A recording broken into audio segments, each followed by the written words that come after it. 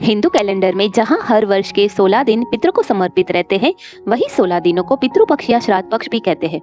कई बार तिथि गलने पर इनकी संख्या कम या किसी दिन बीच में श्राद्ध की तिथि नहीं पड़ने पर इन दिनों की संख्या कम या ज्यादा भी हो जाती है। वही श्राद्ध कर्म के 16 दिनों में हर दिन अपने आप में एक खास विशेषता लिए होता है। इसी कारण किसी का भी श्राद्ध किसी भी दिन नहीं किया जा सकता। इसके लिए हर व्यक्ति की मृत्यु के आधार पर उसके श्राद्ध की तिथि निश्चित होती है। केवल महिलाओं के लिए ही सिर्फ एक दिन नवमी तिथि निश्चित की गई है। वही इन तिथियों के आधार पर ही श्राद्ध कर्म किया जाता है। सभी तिथियों में सर्व पितृ अमावस्या को अत्यंत विशेष माना गया है। यह पितृपक्ष के समापन की तिथि होती है। इस दिन पितृपक्ष में पितर धरती पर विचरण कर रहे होते हैं। पितृजनों को विदा कर दिया जाता है। साथ ही इस तिथि के दिन पितरों की मृत्यु की तिथि ज्ञात नहीं होती तो उन सभी का भी श्राद्ध इसी दिन किया जाता है।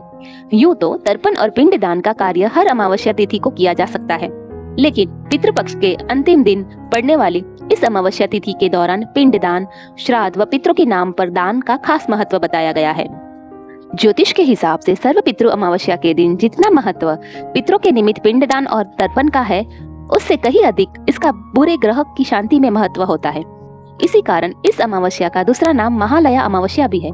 कहा जाता है कि आपकी जन्म कुंडली के बुरे ग्रहों का शांत करके यह अमावस्या शुभ ग्रहों का प्रभाव बढ़ने से रोकती है।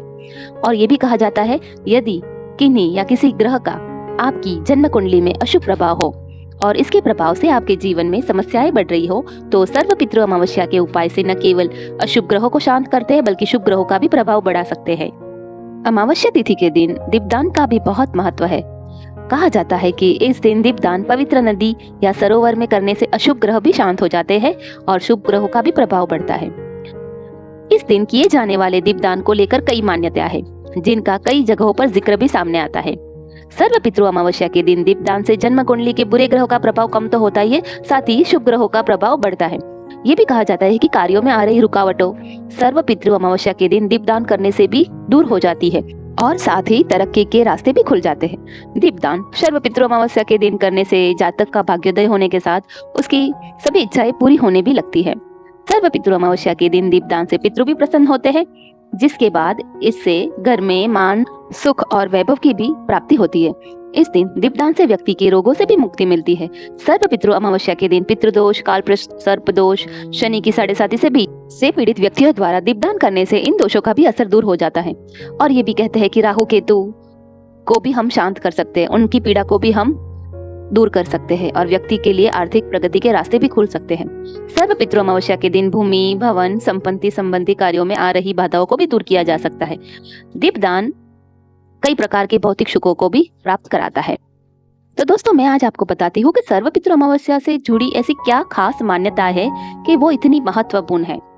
यह माना जाता है कि दिग्वंत प्रियजनों की आत्माएं पृथ्वी पर लक्ष्यहीन रूप से भटकती है। मान्यताओं के अनुसार और कभी-कभी पितरों की गतिविधियों वंश को प्रभावित कर सकती है। इसलिए इन आत्माओं को प्रसन्न करना महत्वपूर्ण होता है, क्योंकि उनकी क्रोध और अभिशाप के परिणाम स्वरूप परिवार को बड़ा विनाश झेलना पड़ सकता है।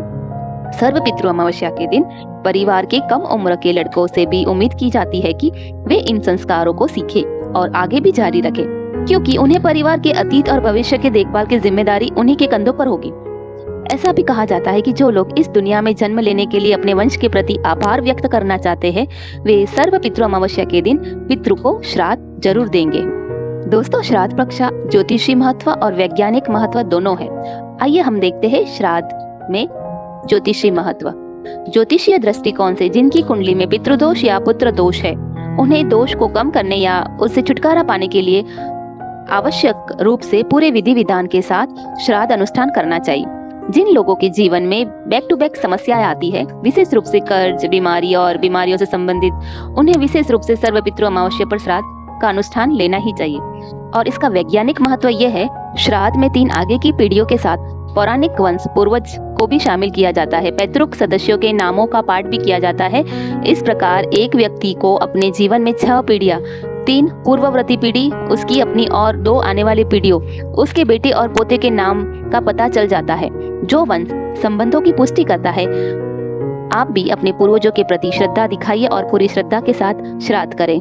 तो दोस्तों इस साल सर्वपितृ अमावस्या 2 अक्टूबर को मनाई जा रही है। इसे पितृ विसर्जन अमावस्या भी कहते हैं, क्योंकि इस दिन पृथ्वी लोक में आए हुए सभी पितरों को विदा किया जाता है और उनका तर्पण और श्राद्ध करते हैं। इस दिन सभी भूले बिसरे पितरों का भी श्राद्ध किया जाता है। यह पितृपक्ष का आखिरी दिन होता है और इस दिन पितृ तृप्त होकर अपने परिवार को आशीर्वाद देकर वापस लौट जाते हैं। इस दिन लोग अपने पूर्वजों के निमित्त जल, तिल, पुष्प, पिंडदान और तर्पण करते हैं।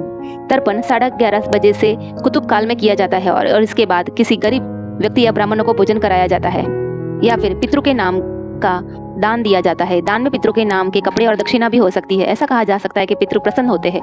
कुछ लोग इस दिन उपवास भी रखते हैं और भगवान विष्णु या शिव की आराधना भी करते हैं। दोस्तों इस दिन पितृ हवन का भी बहुत महत्व बताया है। उस दिन आप गाय का कंडा लेके जौ, तिल, अक्षत तीनों को मिला के और गाय का घी लेके पितृ हवन भी कर सकते हैं, वो भी सूक्ष्म। तो दोस्तों ये क्रिया आप जरूर कीजिए और अपने पितरों का आशीर्वाद प्राप्त कीजिए। वीडियो अगर अच्छी लगी हो तो लाइक और शेयर करें और चैनल को सब्सक्राइब करना ना भूलें। धन्यवाद।